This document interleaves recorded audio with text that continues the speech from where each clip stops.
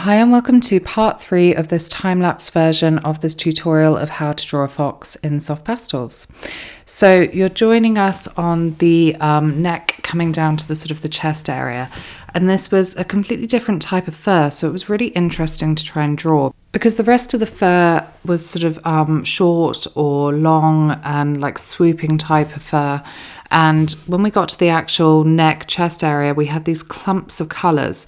So you had these sort of different layers of clumps of like chunky fur, and it was really interesting to try and draw it. So I started off with doing the soft pastel layer, which you saw. So I put in a map, a guide, a base layer, and I figured out basically where the colours were, where the sort of the divides in the colours were, and just gave myself something to follow. And what you're watching at the moment is I'm going in with the pastel pencils and I'm going from dark to light, and I'm just mapping in where those shadows are.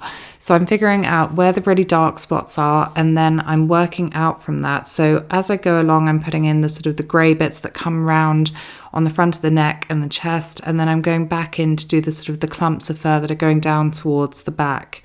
And as I said, I'm going from dark to light, and I'm just at the moment going in with a lighter colour to sort of map in where those lighter areas are.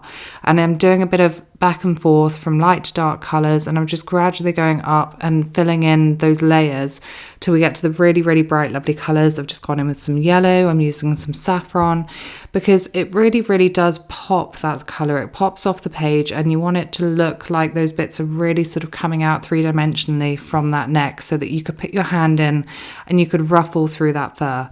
So what was really important here was the dark and the light contrast. So I wanted those light bits to really pop so that you could see where the roots were coming from.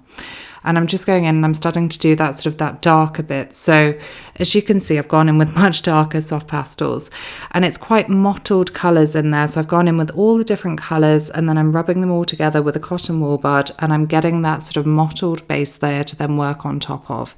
And then that gives us a guide to follow, so we can then go in with the pastel pencils and figure out what's going on. Quite often when you're doing animals and there's fur and it's all going in different directions, it's just a case of working out exactly what is going on, and you do that by building up through these layers, following this process.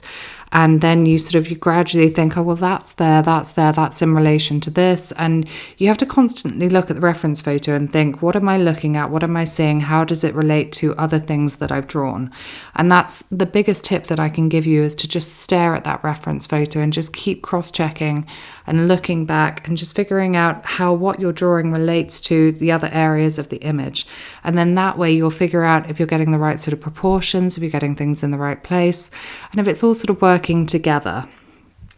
So now I'm coming down at the bottom, and again it's a similar sort of hair to what was going along the back. So it's kind of that mottled fur, all those different colours all going in together, and you've got those different directions all sort of shooting off, and then you've got the grey fur from the neck coming over. And that was one of my favourite bits, actually, because I got to put in all those sort of bits of grey hair overhanging, and it just made it come alive and look really realistic, because I had those bits of hair at the front going over the top of the layers at the back, so it really made it pop off the page. And then going in to do the ear. So this was a really exciting bit. And as you can see, what I've done is I've gone in with those lighter colours first. I've got those light colours in the ear hairs in, and we're getting them in before I go in and put that dark around it. And the reason I've done that is so that that can really, really pop. So those bright colours stay really vibrant. They don't get muddy. And so that I can go in around them and get the darker colours in, but so that I don't lose that really strong, bright colour.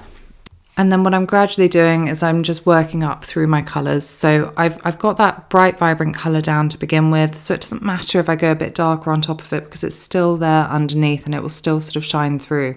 So the colours that you put down and how you layer them will affect how the piece looks overall. So if you put down a really bright, vibrant colour to begin with, then you will still get that sort of vibrancy coming through. Whereas if you put a really dark colour down to begin with and you try and go over it with a white, then that white will never look as bright or as vibrant as it would have done had it had a much brighter underlayer. So you need to think about that when you're putting your colours down. What are you trying to achieve at the end, and how does the colour that you're using affect that? So we finished part 3 on this ear. That was the end of this part of the real-time tutorial over on Patreon. So if you want to follow along in real time, you can head over there. The reference photos, line art are there, and I talk through everything I'm doing in real time, sort of step by step, so you follow my thought process. So I hope this has been helpful. I hope that I will see you for part 4 next week. If you liked it, please do hit subscribe, like the video, and do head over to Patreon if you'd like to follow along in real time. So I will see you next week for part 4 and the final part of this one. Take care, guys. Bye.